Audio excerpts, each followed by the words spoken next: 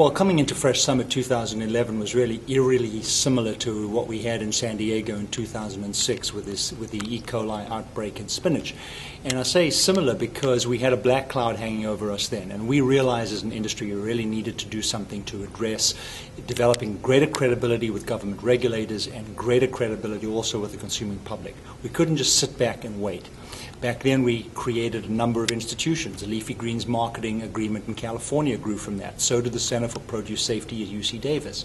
We realized in the latter case we had to put money into research. We had to find answers to questions such as how do pathogens end up in spinach? Or, in the case 5 years later, how do pathogens end up in cantaloupe?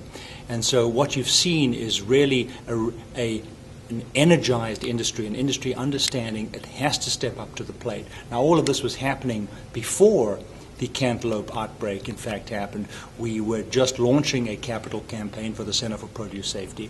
And so that was announced during the State of the Industry presentation. We have now more than $1 million, new dollars, committed for funding research through the CPS, and we aim to get that up to $8 million. PMA is contributing $400,000 plus per year in administrative overhead. It's critical. Food safety is the #1 most critical issue for our industry. I think the industry has done extremely well in developing better metrics, a better understanding of the research needed. What we need to do now is to also internalize food safety within our companies. It has to start at the corner suite, not just be the director of food safety and quality assurance.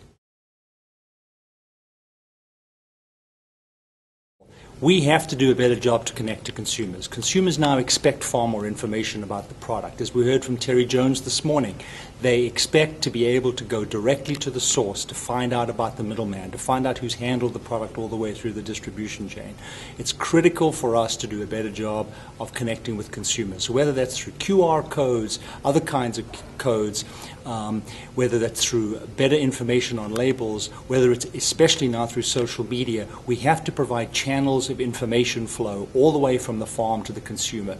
And that could be who picked it, how it was grown, what to use it for in recipes, new ways of preparation. All of that is a great way of getting information across through social media.